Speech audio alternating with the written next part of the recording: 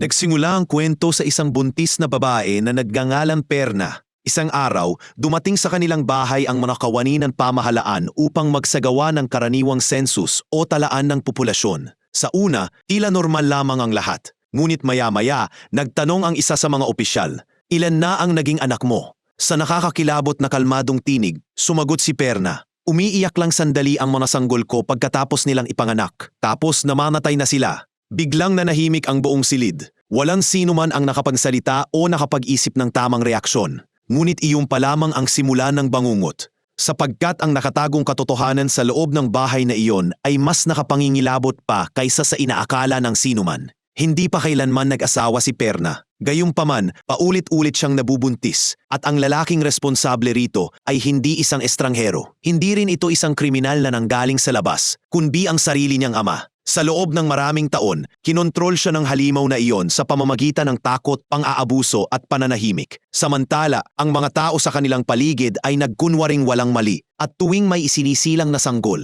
sinisiguro ng kanyang ama na walang maiiwang anumang ebidensya ng kanyang mga karumal-dumal na krimen. Ano nga ba talaga ang nangyayari sa loob ng bahay na iyon? At paano nauwi sa ganitong nakapangingilabot na bangungot ang buhay ni Perna? Upang maunawaan ang nakakakilabot na katotohanan, kailangan nating balikan kung saan nagsimula ang lahat. Nagbukas ang pelikula sa pagdating ng isang lalaking ipinadala sa isang liblib na nayon para sa isang gawain ng pamahalaan. Abala siya sa pagpipinta ng mga numero ng pagkakakilanlan sa mga poste ng kuryente bilang bahagi ng census. Makalipas ang ilang oras ng pagtatrabaho, nauhaw siya. Kaya nagtungo siya sa isang lumang bahay na nakatayo ng mag-isa sa di kalayuan at kumatok sa pintuan. Ngunit nang papalapit na siya, bigla niyang narinig ang iyak ng isang babae mula sa loob, kasabay ng pang-iyak ng isang maliit na bata. May kakaiba at napakabigat sa mga tunog na iyon. Punong-puno ang mga ito ng sakit at paghihirap, kaya unti-unting nagbago ang ekspresyon ng lalaki. Ilang sandali pa, dahan-dahang bumukas ang pinto. Ang taong sumalubong sa kanya ay halos hindi na makalakad ng maayos. Sa isang tingin pa lamang, halatang may napakalagim na pinagdaanan ang taong iyon. At mula sa sandaling iyon, tuluyan ang binalot ng madilim at misteryosong himig ang kwento. Kaagad pagkatapos nito, biglang lumipat ang kwento. Sa pagkakataong ito, ipinakilala naman ang isang dalagang nagngangalang Anuja. Nakatira siya sa lungsod at nagtatrabaho bilang guro sa isang pampublikong paaralan. Pangarap niyang bumuo ng sariling buhay at maging isang malayang babae. Ngunit iba ang pananaw ng kanyang pamilya. Nais ng kanyang ama na tumigil na siya sa pagtatrabaho at bumalik sa kanilang nayon dahil naipagkasundo na umalo ang kanyang kasal. Kinabukasan, makikita si Anuja na nagtuturo sa kanyang mga estudyante sa paaralan. Maya-maya, may isang lalaking lumapit upang makipag-usap sa kanya. Ngunit likas na mahiyain at tahimik si Anuja. Hindi siya madaling magbukas ng loob sa ibang tao kaya halos hindi siya sumagot. Sa sandaling iyon, dumating ang isa pang guro na nagngangalang Neha. Agad nitong napansin na hindi komportable si Anuja, kaya mabilis siyang gumawa ng dahilan upang paalisin ang lalaki. Sa paaralan, ipinatawag si Anuja ng kanilang nakatataas na opisyal. Inatasan siyang magsagawa ng census o talaan ng populasyon sa isang kalapit na nayon. Para sa kanyang kaligtasan, sinabi ng opisyal na sasamahan siya ng isang lalaking kawani. Ngunit agad na tumanggi si Anuja. Malinaw niyang sinabi na hindi siya komportabling sumama sa lalaking iyon. Narinig iyon ni Neha, na nakaupo lamang sa malapit, kaya agad siyang nagsalita, "Ako na lang ang sasama sa kanya." Dahil dito, magkasama silang naglibot sa iba't ibang bahay sa nayon upang tipunin ang impormasyon ng mga residente. Habang isinasagawa nila ang kanilang trabaho, napansin nila ang isang lumang bahay na nakatayo ng mag-isa sa pinakadulo ng nayon. Sa isang tingin pa lamang, kapwa na sila nakaramdam ng kakaibang kaba. Gayunpaman, dahil bahagi iyon ng kanilang tungkulin, nagpasya silang puntahan pa rin ito. Kumatong ang dalawang babae sa pintuan. Pagkaraan ng ilang segundo, dahan-dahang bumukas ang lumang pinto habang lumalangit-ngit. Isang babae ang sumilip. Blanko ang ekspresyon ng kanyang mukha at tila wala itong anumang emosyon. Magalang na nagsalita si Anuja, "Nandito po kami para sa census survey. Maaari po ba ninyong buksan ang pinto?" Ngunit hindi sumagot ang babae. Bahagya lamang siyang ngumiti at may kung anong nakapangingilabot sa ngiting iyon. Para bang may matinding sakit siyang pilit na ikinuhubli sa likod ng kanyang katahimikan. Bigla namang bumuhos ang malakas na ulan sa labas. upang makaiwas sa ulan. Basta na lamang itinulak ni Neha ang pinto at pumasok sa loob ng bahay nang hindi na nagdalawang isip. Wala nang nagawa si Anuja kundi ang sumunod sa kanya. Sa loob ng bahay, ramdam agad ni na Anuja at Neha ang nakakasakal at nakakabagabag na kapaligiran. Napansin din nilang buntis ang babaeng nasa harapan nila. Sinimulan nila ang mga karaniwang tanong para sa census. Ipinakilala ng babae ang kanyang sarili bilang Prerna. Sinabi niyang silang tatlo lamang ang nakitira sa bahay. Si Lila, siya at isang lalaking nagngangalang Bola na ayon sa kanya ay isang trabahador. Sa una, inakala ni Anuja na si Bola ang asawa ni Prerna kaya kaswal niyang itinanong, "Una mo ba itong magiging anak?" Ngunit ang isinagot ni Prerna ay nagpanginig sa kanilang dalawa. Sa malamig at halos walang emosyon na tinig, sinabi niya, ipinapanganap ang mga sanggol. Iiyak sila ng sandali pagkatapos ay mamamatay. Pagkarinig ng mga salitang iyon, lalo pang naging mabigat at nakakatakot ang atmosfera sa silid. Nagkatinginan sina Anuja at Neha. Kapwa hindi malaman ang magiging reaksyon. Maya-maya, may napansin si Anuja na lalo pang nagpatibay sa kanyang hinala. May malalalim na pasa at mga bakas ng pagkakasakal sa leeg ni Prerna. Doon niya tuluyang naisip na may napakalaking mali sa loob ng bahay na iyon. Ilang sandali pa, pumasok sa silid ang isang matandang babae. Ang pangalan niya ay Lila. Napakataray at puno ng galit ang paraan ng pakikipag-usap nito kina Anuja at Neha. Kitang-kita sa kanyang mukha na ayaw niyang naroon sila, na para bang may lihim siyang pilit itinatago. Habang tumatagal, lalo lamang nagiging kakaiba at nakakatakot ang pakiramdam sa loob ng bahay. Dahil dito, nagpasya sina Anuja at Neha na umalis na agad. Mabilis silang lumabas at nagtungo sa kanilang scooter. Ngunit bago pa sila makaalis, biglang lumitaw ang isang lalaki sa malapit. May kakaibang tingin ito, puno ng panganib at masamang intensyon. Hindi nito inaalis ang titig kina Anuja at Neha, dahilan upang lalo silang makaramdam ng takot at pagkainis. Ang lalaking iyon ay si Bola. Sa paraan ng pagtitig nito sa kanila, para bang may masama siyang binabalak. Hindi na sila nag-aksaya pa ng oras at agad na umalis sa lugar. Ngunit bago tuluyang lisanin ang bahay, palihim na kinuhanan ni Anuja ng litrato ang buong bahay gamit ang kanyang cellphone. Sa kaibuturan ng kanyang isip, hindi pa rin nawawala ang pakiramdam na may isang napakasamang lihim na nagtatago sa loob ng bahay na iyon. Pagkatapos nito, bumalik sina Anuja at Neha sa paaralan. Doon ay ipinakilala ang kapatid ni Neha na si Naru. Napaka-agresibo at mapamontrol ng kanyang ugali. Palagi niyang binabantayan ang bawat kilos ng kanyang kapatid na para bang karapatan niyang kontrolin ang bawat bahagi ng buhay nito. Paglapit ni Neha sa kanya, agad niya itong sinigawan sa harap ng maraming tao. Puno ng galit ang kanyang boses kaya't natahimik maging ang mga taong nasa paligid. Habang pinagmamasdan ang pangyayari, napagtanto ni Anuja na hindi lamang si Prerna ang nabubuhay sa takot. Si Neha man ay tila bihag din ng panggigipit at pangabuso sa sarili nitong tahanan. Lumipas pa ang ilang araw, ngunit hindi pa rin maalis sa isip ni Anuja si Prerna at ang misteryosong bahay na iyon. Paulit-ulit na bumabalik sa kanyang alaala ang mga pasa sa leeg ni Prerna at ang nakakatindig balahibong mga salitang binitiwan nito. Sa wakas, isang araw ay nakiusap siya kay Neha na samahan siyang bumalik sa bahay. Kumbinsido si Anuja na nasa matinding panganib si Prerna. Ngunit agad tumanggi si Neha. Sapat na ang una nilang pagpunta roon upang takutin siya at wala na siyang balak pang bumalik. Sa kabila nito, nagawa pa rin siyang kumbinsihin ni Anuja. Muli, nagtungo ang dalawang babae sa liblib na bahay. Pagkaraan ng ilang sandali, nakarating sila roon. Sa pagkakataong ito, tila masayang masaya si Bola nang makita sila. Ngunit ang ngiti sa kanyang mukha ay hindi nakapagbibigay ng kapanatagan. Sa halip, lalo lamang itong nakapagpapakaba. Agad niya silang inanyayahang pumasok sa loob ng bahay. Pagpasok pa lamang nila, kaagad nang nagtanong si Anuja tungkol kay Prerna. Ngunit sinabi ni Bola na masama ang pakiramdam nito at nagpapahinga lamang. Nang muli sanang magtanong si Anuja, bigla siyang pinutol ni Lila. Iningnan nito si Bola nang may kakaibang ekspresyon. Wala itong sinabi, ngunit tila sapat na ang tingin na iyon upang maintindihan ni Bola ang nais nitong ipahiwatig. Tahimik na lamang siyang umalis. Sa sandaling iyon, lalo pang naging misteryoso at nakababahala ang kapaligiran sa loob ng bahay. Ilang sandali pa, may isa pang lalaking pumasok sa silid. Ang pangalan niya ay Ghanshyam. Ngunit ang pinaka nakakagulat sa kanya ay hindi siya nagsasalita ni isang salita. Ipinaliwanag ni Lila na nanata si Ghanshyam na mananatiling tahimik sa loob ng 5 taon. 3 taon na ang lumipas at 2 na lamang ang natitira bago matapos ang kanyang panata. Labis itong ikinagulat ni na Anuja at Neha. Sa puntong iyon, bawat taong nakatira sa bahay, bawat usapan at bawat kakaibang kilos na kanilang nasasaksihan ay lalo lamang nagpalalim sa misteryong bumabalot sa lugar. At habang mas tumatagal sila roon, lalo nilang nararamdaman na may isang napakadilim na lihim na pilit itinatago ng bahay na iyon. Nang tanungin ni Anuja kung kumusta na ang sanggol ni Prerna, malamig na sumagot si Lila. Isang linggo na siyang patay. Ngunit ang pinaka nakakakilabot ay wala man lamang bakas ng kalungkutan sa kanyang tinig. Walang pagdadalamhati, walang emosyon, parang karaniwang balita lamang ang kanyang ibinalita. Dahil dito, lalo pang nabahala sina Anuja at Neha.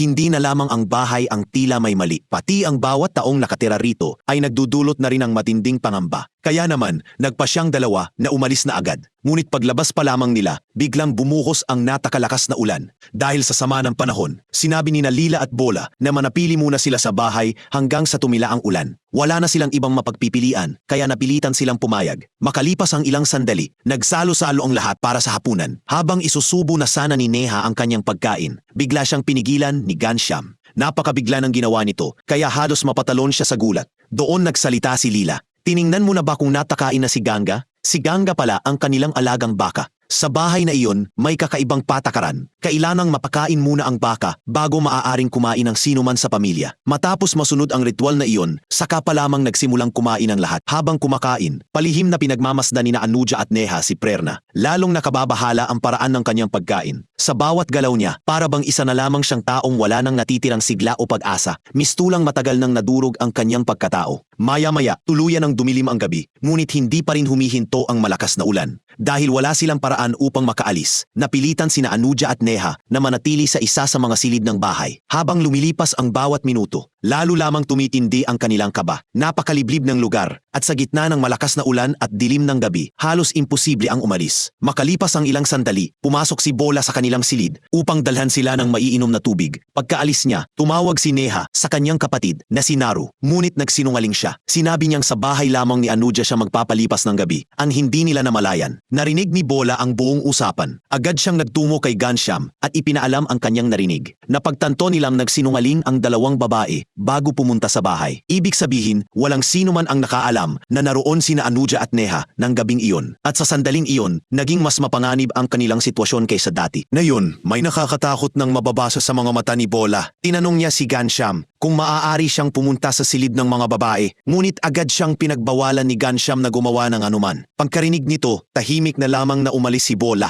Ngunit sa katahimikan ng kanyang mukha, malinaw ang isang bagay, may kung anong lubhang mali sa kanyang isipan. Maya-maya, dahan-dahang lumapit si Lila kay Ghanshyam at sinabihan itong tigilan na ang palaging pagkontrol kay Bola. Sabi niya, kung patuloy mo siyang pagbabawalan sa lahat ng bagay, darating ang araw na aalis siya rito. At kapag nakalabas siya, sasabihin niya sa lahat kung ano ang nangyayari sa bahay na ito. Sa sandaling marinig iyon, lalong naging malinaw na may napakadilim at mapanganib na lihim na itinatago ang pamilyang ito. Samantala, malalim na ang gabi. Patuloy pa rin ang malakas na pagbuhos ng ulan sa labas. Ngunit hindi makatulog si Anuja. Paulit-ulit na bumabalik sa kanyang isip ang lahat ng kakaibang bagay na kanyang nakita at narinig. Tahimik siyang bumangon, lumapit sa bintana at tumingin sa labas. Doon niya napansin ang isang maliit at liblib na kubo sa tabi ng bahay at sa sumunod na segundo, nanlamig ang kanyang buong katawan. Nakita niya si Ghanshyam na may hinihila papasok sa loob ng silid. Sa unang tingin ni Anuja, para bang bangkay ang kanyang hinihila. Agad siyang natakot, mabilis niyang ginising si Neha at nanginginig na sinabi rito na may nakita siyang bangkay sa labas. Pagkarinig ni Neha, agad din itong nataranta. Ngayon napagtanto ng dalawang babae na baka tuluyan na silang nakapasok sa isang napakasamang bagay. Agad silang nagpasya na tumakas sa bahay.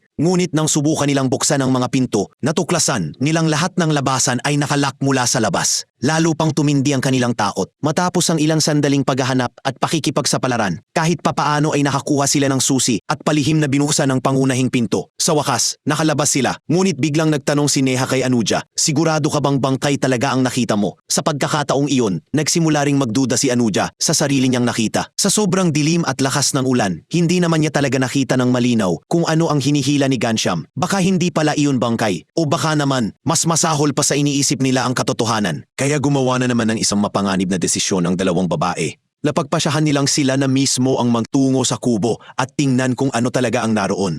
Takot na takot silang dahan-dahang lumakad papunta roon. Nang buksan nila ang pinto, biglang bumilis ang tibok ng kanilang mga puso sa sobrang kaba at nang makita nila ang lalaking nasa loob, kapwa sila tuluyang natigilan sa gulat. Siya pala ang parehong government worker na nakita natin sa simula ng pelikula. Ang lalaking abalang nagpipinta ng mga numero sa mga poste ng kuryente. Ngunit ngayon, napakasama na ng kanyang kalagayan. Sobrang nakakatakot ang kanilang nakita, kaya kapwa sila nataranta at nagsitakbuhan sa magkaibang direksyon. Makalipas ang ilang sandali, nagawa rin nilang mahanap ang isa't isa Ngayon, mas nakakatakot na ang dilim ng gabi. May mga kakaibang tunog na umaalingaw-ngaw sa paligid na parabang may kung anong nilalang na nagkukubli sa kalapit na gubat. Maging ang malalayong ingay ng mga hayop ay malinaw nilang naririnig sa kadiliman. Sa gitna ng kanilang matinding pagkataranta, biglang naalala ni Anuya na naiwan niya ang kanyang cellphone sa loob ng silid. Wala na silang ibang mapagpipilian, kaya bumalik silang dalawa sa bahay para kunin iyon. Matapos ang desperadong paghanap, sa wakas ay nakita rin nila ang cellphone. Ngunit hindi pa rin tapos ang kanilang kamalasan. Tuluyang naubos ang baterya nito at wala rin silang charger. Ibig sabihin, ngayon ay tuluyan na silang nakulong sa loob ng nakakatakot na bahay na iyon, kasama ang mga misteryosong taong nakatira roon. Sinubukan ni na Anuya at Neha na kumbinsihin ang kanilang mga sarili na baka hindi pa alam ng mga tao sa bahay na lumabas sila ng gabing iyon. Baka hindi rin nila alam na nakita nila ang lalaking nasa loob ng kubo, kaya napagpasyahan nilang manatiling kalmado muna. Ang pinakamaligtas na gawin ay maghintay hanggang umaga at sa sandaling sumikat ang araw, agad silang aalis. Tahimik nilang muling nilo ang silid at nanatili sa loob. Ngunit naging isang napakahabang bangungot ang gabing iyon. Bawat minuto ay tila napakabagal lumipas. Patuloy silang pinagmumultuhan ng takot, tensyon at mga kakaibang ingay na nanggagaling sa labas. Sa wakas, dumating din ang umaga at sa unang pagkakataong nagkaroon sila ng pagkakataon, agad na sinubukan ni na Anuya at Neha na umalis sa bahay. Doon sinubukan ni Bola na pigilan sila. Ngunit sa pagkakataong ito, hindi na sila nag-atubili pa. Diretso silang tumakbo palabas ng bahay. Pagkalabas nila, agad na sinabi ni Lila kay Hansham na lumabas ng bahay ang dalawang babae noong gabi. Pagkarinig pa lamang niya rito, biglang nagbago ang ekspresyon ni Hansham. Ngayon, napagtanto niyang maaaring may nakita sina Anudia at Neha na hindi nila kailanman dapat nakita. Hindi na siya nag-aksaya pa ng oras at agad na lumabas upang hanapin sila. Samantala, desperadong tinatangkang makatakas ni na Anudia at Neha sakay ng kanilang scooter. Ngunit muli, hindi pumanig sa kanila ang swerte. Pagkalayo pa lamang nila ng kaunti, naipit ang kanilang scooter sa isang malalim na kanal na puno ng putik. Desperado nilang sinubukang hilahin ito palabas, ngunit huli na ang lahat. Sa sumunod na sandali, dumating na roon sina Bola at Hansham. Ngayon, tuluyan nang nakulong ang dalawang babae. Mula sa puntong ito, lalo pang dumilim at naging nakakabagabag ang kwento. Nakita natin sina Anudia at Neha na nakakulong sa isang silid na parang basement. Lubusang nakasara ang silid, madilim ang paligid, kakaunti ang hangin at halos hindi na nila makayanan ang matinding takot na bumabalot sa kanila. Paulit-ulit na binubugbog ni Neha ang pinto habang sumisigaw at humihingi ng tulong. Samantala, sa labas, tumingin si Bola kay Hansham at nagtanong, "Ngayong nahuli na natin sila, maaari na ba tayong pumasok?" Hindi maitatago ang mapanganib na intensyon sa likod ng kanyang mga salita.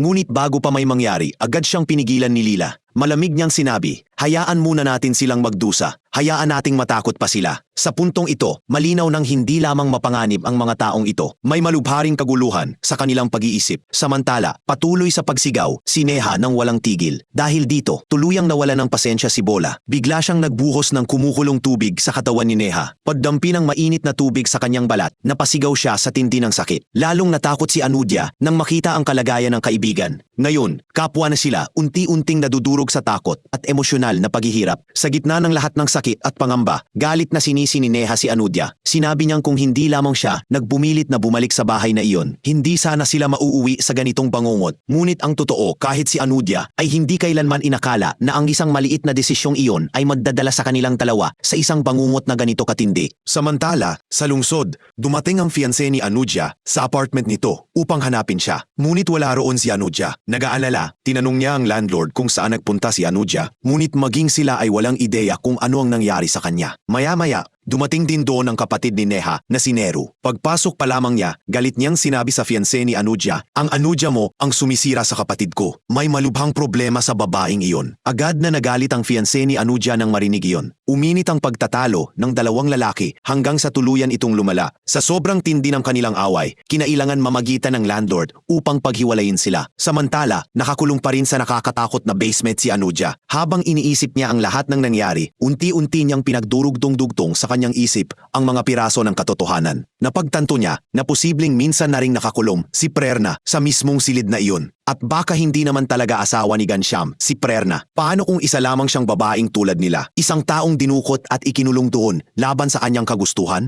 Lalo nitong pinangilabot si Anudia. Desperado niyang pinagpapalo ang pinto at humingi ng tulong. Doon dumating sina Gansham at Bola sa basement. Kapwa sinubukan ni na Anudia at Neha na lumaban. Ngunit higit na malakas ang dalawang lalaki kaysa sa kanila. Malupit na inatake ni na Gansham at Bola ang dalawang babae. Umalingaw sa buong basement ang kanilang mga sigaw. Makalipas ang ilang sandali, iniwan sila ng dalawang lalaki roon, halos walang malay at malubhang sugapan. At nang umakyat muli si Gansham sa itaas, ibinunyag ng pelikula ang isa pang nakakakilabot na katotohanan. Ang lalaking umaabuso ngay Prerna ay walang iba kundi si Gansham mismo. Ibig sabihin, ang taong akala ng lahat ay tahimik at relihiyoso ay siya pala ang pinakamasamang halimaw sa buong bahay. Nang gabing iyon, muling bumaba si Bola sa basement. Sa pagkakataong ito, may dala siyang pagkain para sa dalawang babae. Ngunit dahil sa matinding takot at galit, tumanggi si Neha na kumain. Doon nagsimulang samantalahin ni Bola ang sitwasyon. At sa sandaling iyon, tuluyan ang naging malinaw ang tunay niyang mga intensyon. Pagkakita nito, agad na sinipa ni Anudia si Bola palayo kay Neha. Pero lalo lamang siyang nagalit. Sa sobrang puot, hinawakan niya si Anudia sa leeg at sinimulang sakalin. Pilit na nagpupumiglas si Anudia sa sakit, habang tuluyang napaiyak si Neha sa matinding takot. Matapos silang muling pagbantaan, tuluyan nang umalis si Bola sa basement. Ngunit ngayon, pareho nang nauunawaan ng dalawang babae ang isang nakakatakot na katotohanan. Kung hindi sila makakahanap agad ng paraan para makatakas, baka hindi na sila makaalis sa bangungot na ito ng buhay. Sa puntong ito, malinaw na kay Anudia at Neha ang kanilang sitwasyon. Kung hindi sila makatatatas ngayong gabi, baka hindi na nila kailanman magawang makaalis ng buhay. Sa kung anong paraan, nagawa ni Anudia na maluwagan ang midugo, mga lubid na nakatali sa kanyang mga kamay. Maingat siyang nagmasid sa loob ng basement, naghahanap ng anumang bagay na maaaring makatulong sa kanilang pagtakas. At doon nila napansin ang isang malaking butas sa isang sulok ng silid. Desperado silang nagsimulang gumapang papasok dito, umaasang makakalabas sila. Samantala, sa kabilang panig, nakarating na sa bahay ang kapatid ni Neha na si Naru. Sa puntong ito, nagsimula na siyang maghinalang may mali. Direkta niyang hinarap sina Bola at Gansham at agresibong tinanong kung nasaan ang mga babae. Ngunit walang pag-aalinlangan silang nagsinungaling at iginiit na hindi nila kailanman nakita sina Anudia at Neha. Kasabay nito, sa wakas ay nakalusot sina Anudia at Neha palabas ng basement. Nang makita ni Neha ang kanyang kapatid na nakatayo roon, biglang bumalik ang pag-asa sa kanyang mga mata. Agad siyang sumigaw ng pangalan ni Naru at humingi ng tulong. Ngunit sa sumunod na segundo, biglang nagbago ang lahat. Mabilis na kumuha si Gansham ng isang malaking batong nakahandusay sa malapit at buong lakas itong ibinagsak sa ulo ni Naru. Isang malakas na hampas lamang ang kailangan para bumagsak siya sa lupa. Agad na umagos ang dugo mula sa kanyang ulo at makalipas lamang ang ilang segundo, tuluyan na siyang namatay. Nasaksihan ni Neha ang kakilakilabot na pangyayaring iyon at tuluyan siyang nadurog sa takot at sakit. Ngunit bago pa siya makagawa ng kahit ano, muli siyang dinakip ni Bola at Gansham. Samantala, tumakbo si Anudia para iligtas ang kanyang sarili at nagtago sa parehong liblid na silid na nasa labas ng bahay. Doon, nakita niya ang lalaking una nating nakita sa simula ng pelikula, ang lalaking nagpipinta ng mga numero sa mga poste ng kuryente. Ngunit ngayon, kakilakilabot na ang kalagayan nito. Sa nanginginig na tinig, sinabi nito kay Anudia, "Matagal na akong nakakulong dito. Pinapatay ng matandang lalaking iyon ang bawat sanggol na ipinapanganak dito. Pakiusap, ilabas mo ako rito." Pagkarinig nito, nanindig ang mga balahibo sa batok ni Anudia. Ngunit bago pa siya makapan-isip ng susunod na gagawin, isiniwalat ni Prerna kay Gansham na nagtatago si Anudia sa loob ng silid na iyon. Ngunit ngayon, galit na sumugod si Gansham papunta sa silid na iyon. Ngunit humarang sa kanyang harapan ang lalaking nakakulong. Pilit siyang pinipigilan kahit ilang segundo lamang para magkaroon ng pagkakataong makatakas si Anudia. Sa loob ng ilang sandali, tila may pag-asa pa talagang makakatakas si Anudia. Pero walang kahit katiting na awa si Gansham. Marahas din niyang pinatay ang lalaki. Muling tumakbo si Anudia, ngunit malubha ang sugat sa kanyang binti. Dahil sa matinding sakit, hindi siya makatakbo ng malayo. At sa sandaling iyon, napagtanto niya ang isang nakakatakot na katotohanan. Wala siyang mapupuntahan, wala na siyang ibang pagpipilian, kaya dahan-dahan siyang bumalik patungo sa parehong bahay. Samantala, muli na namang nagtanong si Bola kay Gansham, "Ngayon, pwede na ba kaming pumunta sa mga babae?" Ngunit sa pagkakataong ito, hindi na siya pinigilan ni Gansham. Tahimik lamang itong tumango bilang pagsang-ayon. At sa sandaling iyon, lalo pang dumilim at naging nakakatakot ang buong paligid dahil malapit nang mabunyag ang tunay na kabuklutan ng mga lalaking ito. Dito na narating ng kwento ang pinakamadilim at pinakamasakit nitong bahagi. Naligo si Bola,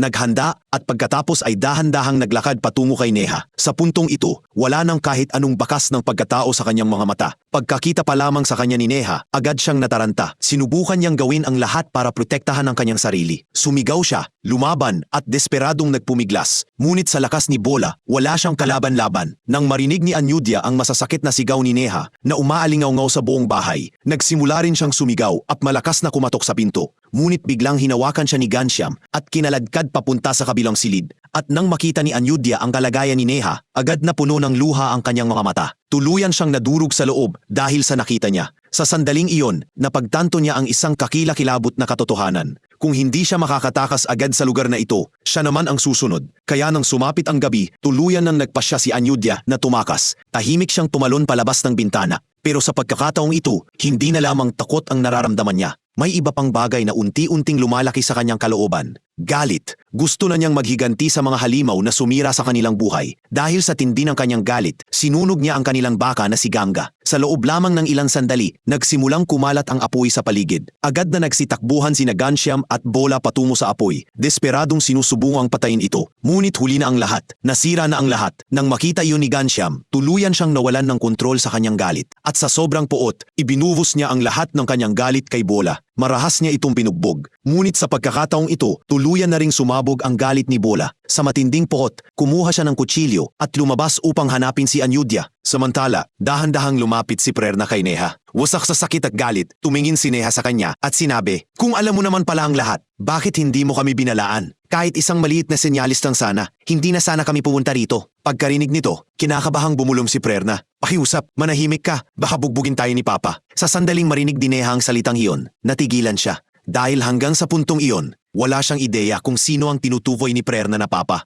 At dito na ibinunyag ng pelikula ang isa na namang nakakatakot na katotohanan. Ipinaliwanag ni Prerna na madalas siyang bugbugin ni Papa, sigawan at kapag sinuway niya ito, pinaparusahan siya gamit ang pamalo. Pero kapag sinusunod niya ang lahat ng utos nito, binibigyan siya nito ng pagkain at hindi siya sinasaktan. Sa pakikinig sa mga sinabi niya, isang bagay ang naging malinaw. Buong buhay ni Prerna ay ginugol niya sa ilalim ng takot at pang-aabuso. At ang pinakamasakit sa lahat, tinanggap na niyang pagdurusang iyon bilang kapalaran niya. Sa nanginginig na tinig, ibinunyag ni Prerna kay Neha ang isa pang kakilakilabot na katotohanan. Sinabi niyang minsan, pinilit din ni Papa ang kanyang ina na sumunod sa kanya, ngunit tumanggi ang kanyang ina. At dahil dito, pinatay niya ito. Tuluyang nadurog si Neha sa narinig. Dahil ngayon, malinaw na sa kanya ang buong nakakatakot na katotohanan. Hindi kailanman naging asawa ni Prerna si Ghanshyam. Sarili niyang ama ito, isang halimaw na matagal nang nangaabuso sa sarili niyang anak. At sa tuwing manganganak si Prerna, pinapatay nito ang sanggol. Ang pinakakakilakilabot sa lahat, ganito na ang buhay ni Prerna mula pa noong bata siya. Napakarami na niyang pinagdaan ng sakit sa loob ng napakaraming taon. Kaya ang bangungot na ito ay nagsimula ng magmuvang normal sa kanya. Desperadong umiiyak, nakiusap si Neha kay Prerna na buksan ang pinto at tulugan siyang makatakas. Ngunit paulit-ulit lamang na sinasabi ni Prerna ang parehong mga salitang puno ng takot. "Bugbugin ako ni Papa." Pagkasabi nito, isinara niya ang pinto at tuluyang lumayo. Ngunit marahil, sa unang pagkakataon sa buong buhay niya, may nagsimulang labanan sa loob ni Prerna. Takot laban sa kanyang pagkatao. Makalipas ang ilang sandali, tahimik na bumalik si Prerna. Sa pagkakataong ito, wala siyang sinabi ni isang salita. Tahimik niyang binuksan ang kandado ng pinto at pagkatapos ay mabilis na tumakbo palayo, agad namang nakatakas si Neha palabas. Samantala, sa loob ng kagubatan, patuloy pa rin si Bola sa paghahanap kay Anyudya. Ngunit sa pagkakataong ito, hindi na lamang takot ang nararamdaman ni Anyudya. Napulo na siya ng galit at pagnanais na manghiganti. Tahimik siyang naghintay ng tamang pagkakataon. At sa sandaling lumapit si Bola sa kanya, bigla siyang inatake ni Anyudya gamit ang isang kahoy na pamalo. Halos wala ng pagkakataong makapag-react si Bola. Sa sumunod na sandali, kinuha ni Anyudya ang sarili nitong kutsilyo at ginamit iyon upang patayin siya. Napahiyaw si Bola sa matinding sakit. Umalingaw-ngaw ang kanyang nakakakilabot na sigaw sa buong paligid at maging si Ghanshyam ay narinig iyon. Doon napagtanto ni Ghanshyam na unti-unti nang nawawala sa kanyang kontrol ang lahat. Agad niyang ikinandado ang buong bahay mula sa loob, initiyak na wala nang sinumang makakatakas. Samantala, sa wakas, ay nagkita muli sina Anyudya at Neha. Hingal na hingal agad sinabi ni Neha kay Anyudya ang nakakatakot na katotohanang nalaman niya. Ipinaliwanag niyang hindi asawa ni Prerna si Ghanshyam, ama niya ito, at sa loob ng maraming taon, sarili niyang anak ang inaabuso niya. Pagkarinig nito, tuluyang sumabog sa galit si Anyudya. Ngayon hindi na lamang siya gustong makatakas. Gusto na niyang wakasan ang buhay ng halimaw na iyon. Kaya nagpasya ang dalawang babae na bumalik muli sa bahay. Ngunit sa pagkakataong ito, nakasara at nakakandado na ang buong bahay mula sa loob. Wala na silang ibang pagpipilian, kaya nagpasya silang pumasok muli sa parehong lagusan sa ilalim ng lupa. Ito rin ang mismong lihim na lagusan na ginamit ni Anyudya kanina para makatakas sa bahay. Ngayon, muling gumapang sina Anyudya at Neha papasok gamit ang parehong daanan. Ngunit mabilis na napagtanto ni Ghanshyam na nakabalik ang dalawang babae. Sa sobrang galit, sinimulan niyang halughugin ang buong bahay para hanapin sila. Sa huli, umabot ang paghahanap niya hanggang sa bubong.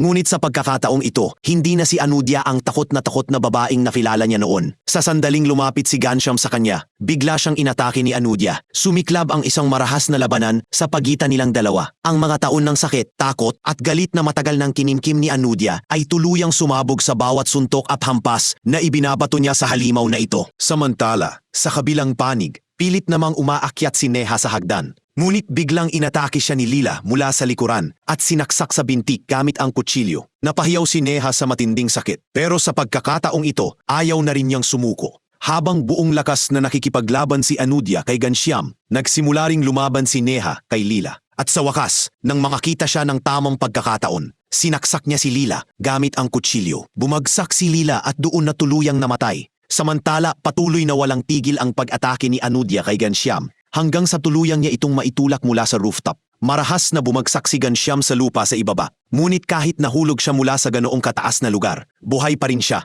Sa unang pagkakataon sa buong pelikula, makikita siyang namimilipit sa matinding sakit. At sa wakas, nagsalita rin siya. Sa nanginginig na tinig, isang salita lamang ang kanyang nasabi, "Amma." Tinatawag niya si Lila. Ngunit patay na ito. Dahan-dahang bumaba si Anudia mula sa itaas. Wala na ang takot sa kanyang mga mata. Galit na lamang ang natitira. Pagkatapos, kinuha niya ang kutsilyo at nilaslas ang lalamunan ni Ghanshyam. At sa wakas, tuluyang nang namatay ang halimaw. Sa itaas, tahimik lamang na pinagmamasdan ni Prerna ang lahat ng nangyayari. Marahil, sa unang pagkakataon sa buong buhay niya, tuluyang nang nawala ang lalaking ginawang impyerno ang buong buhay niya. Matapos ang lahat, bumagsak sina Anudia at Neha sa sahig dahil sa matinding pagod. Hingal na hingal sila, ngunit sa unang pagkakataon, matapos ang napakaraming oras, tunay nilang naramdaman na nakaligtas sila. Pagkatapos, ibinunyag ng pelikula ang ilan pang nakakagulat na katotohanan. Nalaman natin na halos 20 taon nang naninirahan sa bahay na iyon, sina Ghanshyam, Lila at Bola. Sa kabuuan, 8 anak ang isinilang ni Prerna. Ngunit 7 sa mga sanggol na iyon ay mismong si Ghanshyam ang pumatay, habang ang isa naman ay ipinanganak ng patay. At hindi pa iyon ang katapusan. Sina Ghanshyam at Bola ay magkasamang nakapatay ng humigit kumulang 30 katao sa loob ng maraming taon. Bago pa man nito, ilang babae na rin ang inabuso ni Bola at ang pinakauna nilang biktima ay ang mismong ina ni Prerna. Ngunit ang pinakanakakagulat sa lahat ay ito. Sina Anudia at Neha ang kauna-unahang mga babaeng nakatakas ng buhay mula sa nakakatakot na bahay na iyon.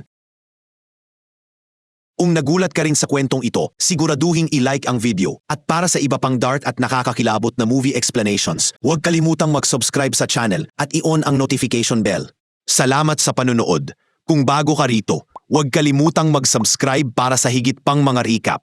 Hanggang sa muli, magkaroon ka ng isang kahangahangang araw.